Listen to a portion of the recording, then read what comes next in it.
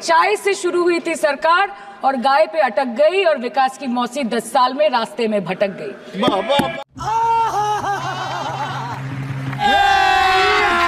अभी मजा आएगा ना। सुना दोस्तों, यह बात सही कहा सांसद सयानी घोष ने कि चाय से शुरू हुई थी सरकार और गाय पर अटक गई। विकास की मौसी 10 साल में ही रास्ता भटक गई। और अब विकास अंधों को दिखाई ना दे तो उसकी नजरों की कमी है। और अब यही बकवास होना है 5 साल तक। सांसद में विपक्ष वाले कविता सुनाएंगे और हमारे साहब जी युवाओं से कावर उठवाएंगे और देश की बेटी मेडल लेकर आएगी। ये बड़ी अच्छी बात कही आप।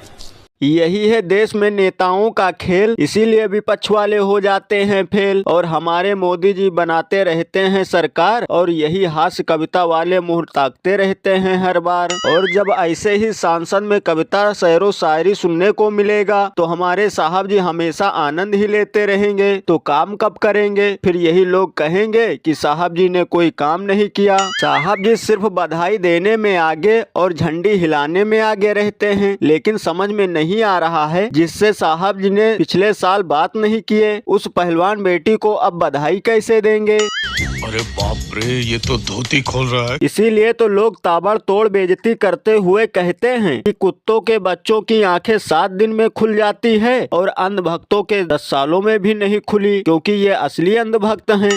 ये भगवान क्या जुल्म है। और अभी तो रुको, क्लाइमैक्स अभी बाकी है।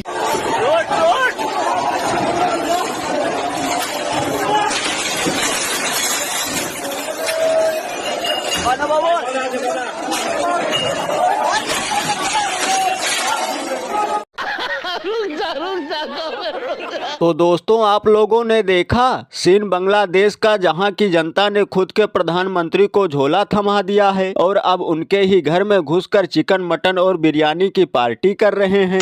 वैसे इसमें कोई हैरानी की बात नहीं है, क्योंकि हर ताना शाह का झोला ऐसे ही उठता है। और इसमें सोचने की बात यह है कि लोग खाने के बाद पार्सल भी करवा रहे हैं और साथ में कुर्सी, पंखा, फ्रिज भी ले जा रहे हैं।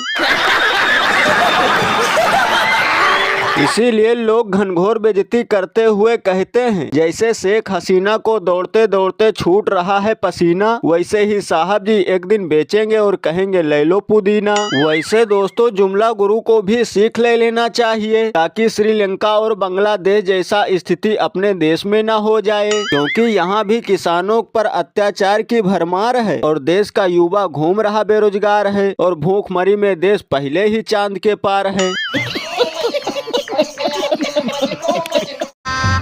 गजब बेइज्जती है।